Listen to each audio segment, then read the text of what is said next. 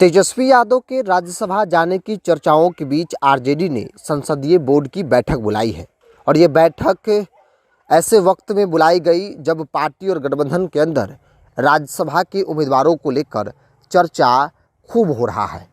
चर्चा इस बात को लेकर कि आखिर कौन जाएगा राज्यसभा। 5 राज्यसभा की सीटें खाली होनी है, जिसको लेकर नोटिफिकेशन भी जारी हो गया है। नामांकन की तारीख जो है वो शुरू हो गई है।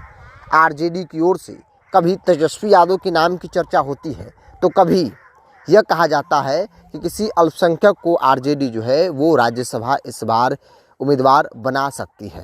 हालांकि विधायकों के गणित को अगर आप देखेंगे तो आरजेडी या फिर महागठबंधन उस स्थिति में नहीं है कि वो बहुत आसानी से एक सीट पर भी अपने उम्मीदवार को खड़ा करके जितवा सकता है।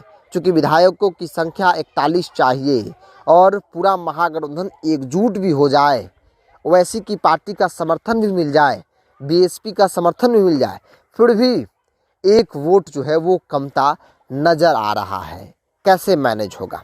कल 10 सर्कुलर राबड़ी आवास में यह बैठक बुलाई गई और ये बैठक कई मायनों में खास माना जा रहा है। और उस बैठक में जो फैसला लिया गया वो यही फैसला था कि लालू प्रसाद यादव और तेजस्वी यादव दोनों को अधिकृत किया गया है पार्टी की ओर से। यही दोनों जो नेता है वो अब फैसला लेंगे कि राज्यसभा का उम्मीदवार कौन होगा।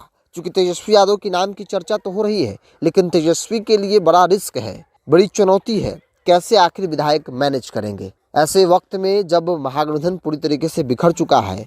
महागठबंधन को एकजुट करने के साथ साथ 1-2 वोट एक्स्ट्रा भी चाहिए। एनडीए गठबंधन के विधायकों को भी तोड़ना होगा, तब जाकर कोई एक व्यक्ति राज्यसभा महागठबंधन की ओर से जा सकता है। राजनीतिक तौर पे कई चर्चाएं, उन चर्चाओं के बीच आरजेडी ने संसदीय बोर्ड की बैठक कल देर शाम को 10 सर्कुलर राबड़ी आवास में बुलाई। उस बैठक में तमाम जो लोग थे वो पहुंचे, विधायक, एमपी, राज्यसभा, लोकसभा तमाम लोग पहुंचे। और उस बैठक को लेकर जो खबरें आई कि तेजस्वी यादव और लालू प्रसाद यादव को अधिकृत किया गया है राज्यसभा चुनाव को लेकर, उम्मीदवारों को लेकर फैसला लेने को लेकर। तेजस्वी और लालू जो है वो फैसला लेंगे कि आखिर उम्मीदवार कौन होगा। क्योंकि ओवैसी की पार्टी भी कह रही है कि हम सिर्फ समर्थन करने के लिए नहीं है, मेरा भी ख्वाहिश है, हम भी जाना चाहते हैं।